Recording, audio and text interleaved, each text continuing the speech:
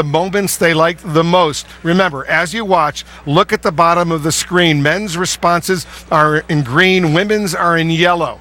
Here now is Donald Trump's highest point of the debate when talking about immigration.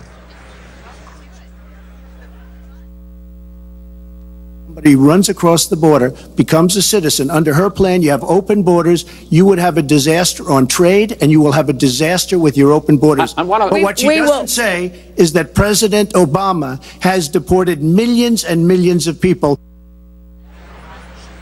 Let's get right to Randy. Randy, what did these voters like about this answer? Wolf, that answer got a lot of attention from our group here. It certainly resonated with Myra. We're talking about the soundbite there where Donald Trump was basically pinning Hillary Clinton on her wanting open borders, saying that he would seal the borders. Why did that resonate with you, Myra? There is a bridge that goes from South Texas into Reynosa, Mexico.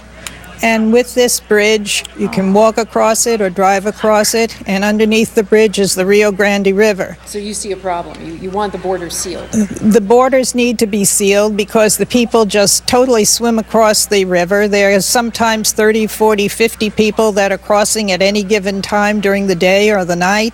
This goes on all day long. They bring in families. The families put a lot of stress on the ranchers and on the state of Texas and on the services and schools and hospitals for the state of Texas. So that's why it was really important to you. And I know, Keith, over here, we got a big reaction on that same soundbite from Donald Trump. Why was it important to you to seal the borders? Why did you like what he said?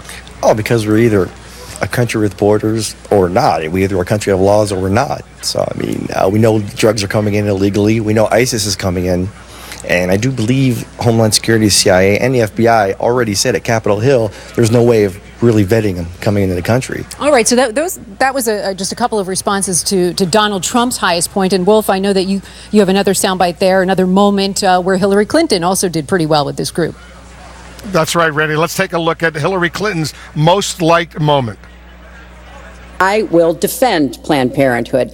I will defend Roe v. Wade, and I will defend women's rights to make their own health care decisions. And we have come too far to have that turned back now. And indeed, he said women should be punished, that there should be some form of punishment for women who obtain abortions. And I could just not be more opposed to that kind of thinking.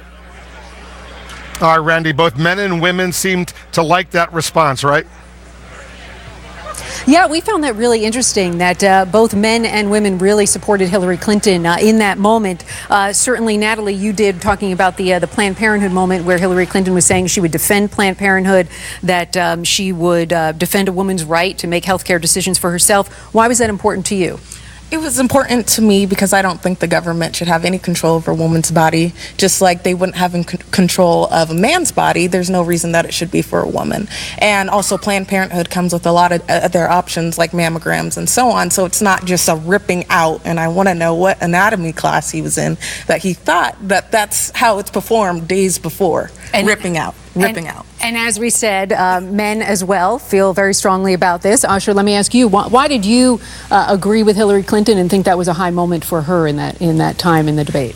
Because a woman's choice is her choice. It should not be the government's decision as to who determines what we can and can't do about our families and our bodies. It should be a woman's right if she is able to be in that situation where she doesn't want to have it or it's in jeopardy of her life. It's her decision, and the family should be able to experience that and support her in that way. All right, so we're coming down, obviously, to the final days before Election Day. So, of course, we wanted to know who this group thought won this debate, because they're trying to make up their minds here, Wolf, as you said. So let's get a show of hands here. How many people here in this group came in undecided? Who thinks that Hillary Clinton won this debate? Quick count here. 11 of you. Okay, 11 people. How many of you think that Donald Trump won the debate? 9 people think Donald Trump. How about a draw? Anybody think it was a draw? Natalie, you thought it was a draw. Well, listen, I know a couple of you over here. I saw the hands go up for Hillary Clinton. Just one word. Why do you think Hillary Clinton won? How would you describe her performance? She's more believable. One word. Facts. Facts. Okay. What about you? Truth. Truth. All right. Well, there you have it, Wolf. A lot of people still trying to make up their minds. It's okay. I'll let you go on the fact that you used more than one word.